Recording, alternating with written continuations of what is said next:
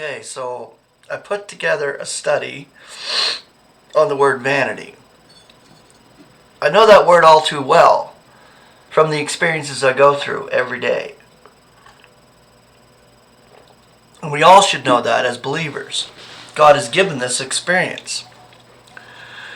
But I put together the presentation, the word, the meaning, the scripture references. But I'm going to share this before I start the presentation, of course, because it's kind of important to understand a little bit more in depth of the experience we go through and the necessity of it as believers. And as believers, we should understand and come to realize that everything is purposeful.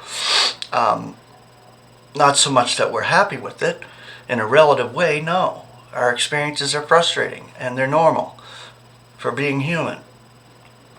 The rest of humanity are locked up in stubbornness. They don't see that it's necessary, that God gives them these experiences. They're stubborn towards God. They're not at peace with God. God is at peace with them through every experience they go through. They don't even realize that. But we as believers have been given belief. So we get it. We get why God is putting us through these experiences to train us and to bring us to a reality of what He's doing in His universe with His creatures and creation.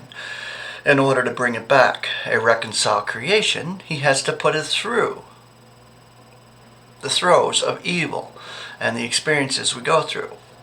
Okay, all human toil is transitory. All is vanity. But God has given this frustrating experience to us.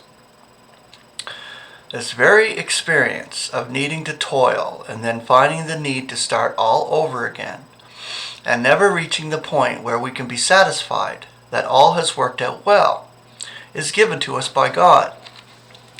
What the assembler says is true, and we have all observed it.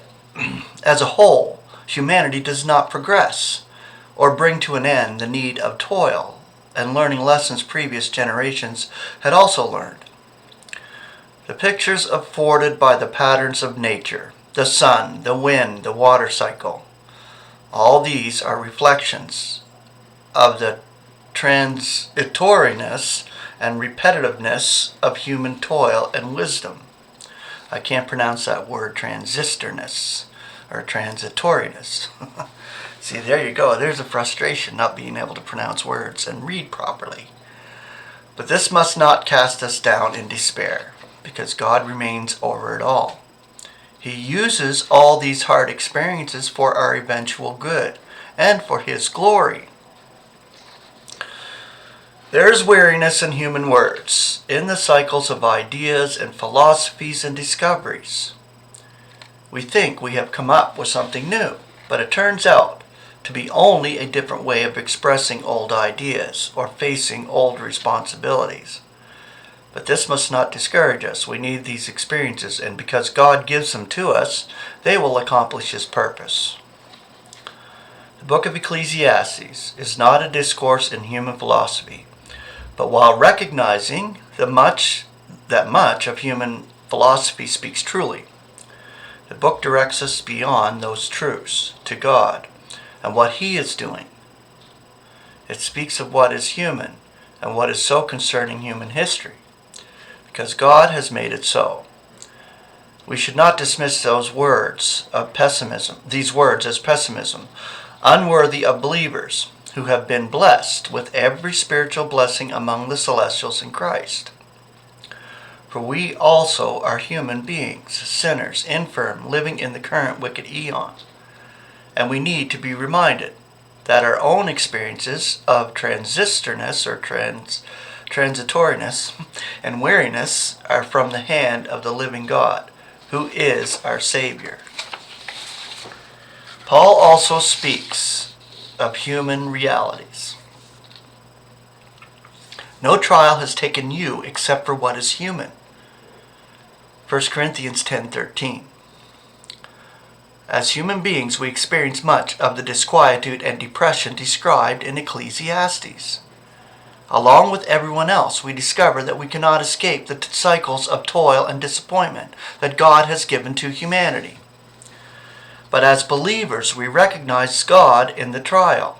Not simply the existence of God, but God as one involved in the experience. An intimate relationship with God, realizing that. We have been given faith to see that God is faithful. God has given us the experience, but He is also faithful in bringing a sequel. Or issue an outstepping. The English elements, outstepping, out of the troublesome experience. God gives us our experiences and purposes, their sequels.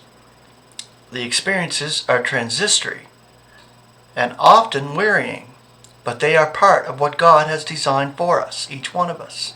As believers right now, we realize this. The rest will realize it later. This is of tremendous value for us to know, and the book of Ecclesiastes greatly helps to bring this truth before us.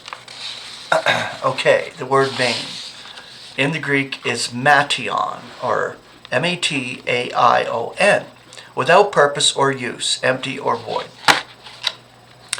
Scripture references. Acts chapter 14, verse 15. And saying, Men, why are you doing these things? We also are men of like emotions as you. Bringing the evangel to you to turn you back from these vain things to the living God, who makes heaven and earth and the sea and all that is in them. 1 Corinthians 3:20. And again, the Lord knows the reasonings of the wise, that they are vain. 1 Corinthians 15:17. Now if Christ has not been roused, vain is your faith. You are still in your sins.